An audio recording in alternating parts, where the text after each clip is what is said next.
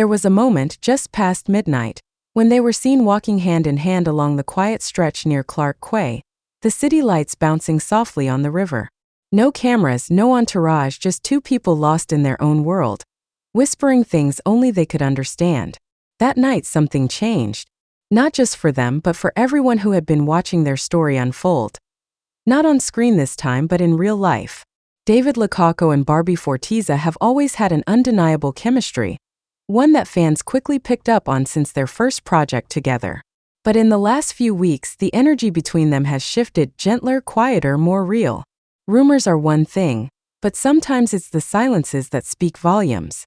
It wasn't Japan this time. It was Singapore. And it wasn't some grand, orchestrated reveal. It was the way David reached for her hand in a crowded hawker center in Tiong Bahru, the way Barbie leaned into him during a boat ride along the Marina Bay, laughing softly as the breeze tangled her hair. They didn't need to announce anything. They just were together, present and unmistakably in sync. What really got fans talking wasn't a viral TikTok or a cryptic caption. It was a photo, unfiltered, candid, snapped by a passerby and uploaded anonymously. In it, David was looking at Barbie like she was the only person in the world. No hashtags, no fan edits. Just that look. That was the moment people knew. This was no longer fiction or fan service. This was real. And then the rings. Matching bands, simple and elegant. Not flashy, not screaming for attention. Just there, as if they'd always been. Neither of them posted about it. No sudden engagement announcements. No dramatic reels. Just a few quiet stories from Singapore, a late brunch in Dempsey, a bookstore visit in Tanjong Pagar, an art exhibit somewhere in Kampong Glam.